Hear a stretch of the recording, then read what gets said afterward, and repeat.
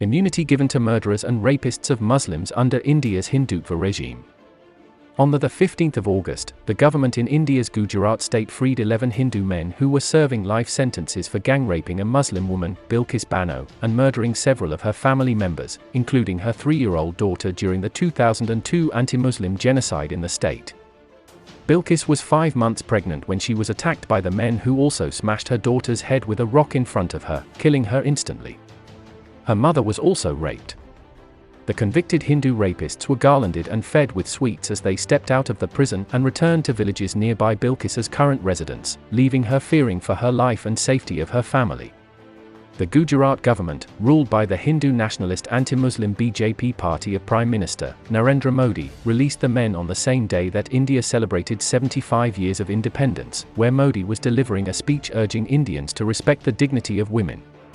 The symbolism of freeing these Hindu rapists on this day clearly aimed to send out a message that Muslim women were exempt from protection by the Hindu state and that immunity for those who murder Muslims and dishonor their women is the future that the Muslims of India should expect under its extremist nationalistic Hindu rule.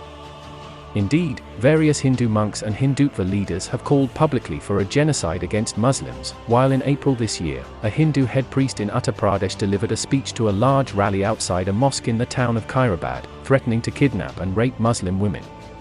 This is justice Hindutva style, where murderers and rapists of Muslims are rewarded with freedom and those guilty of spreading venomous hatred towards Islam and Muslims are given a free hand to operate openly, sowing division and violence.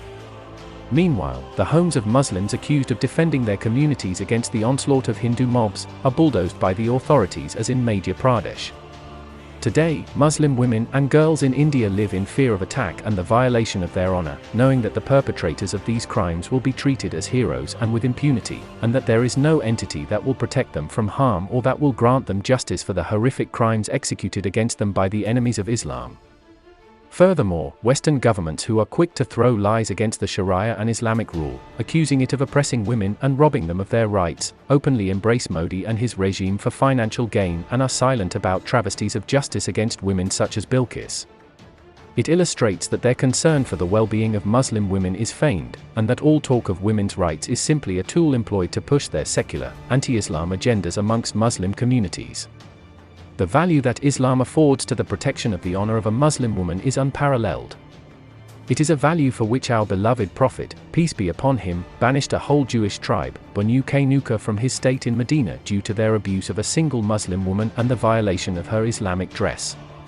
It is a value for which Islamic leaders under the Khilafah of the past fought wars and opened lands to protect and defend, as seen by the actions of the 8th century Caliph al-Walid bin Abdul Malik, who mobilized a formidable army, led by the great Muslim general Muhammad bin Qasim, to rescue some Muslim women who had been imprisoned by the oppressive Indian Hindu king, Raja Dahir, and the actions of the 9th century Caliph al-Mutasim Billah, who sent a huge army to rescue a single Muslim woman in Amuria, Turkey, who was captured and abused by the Romans.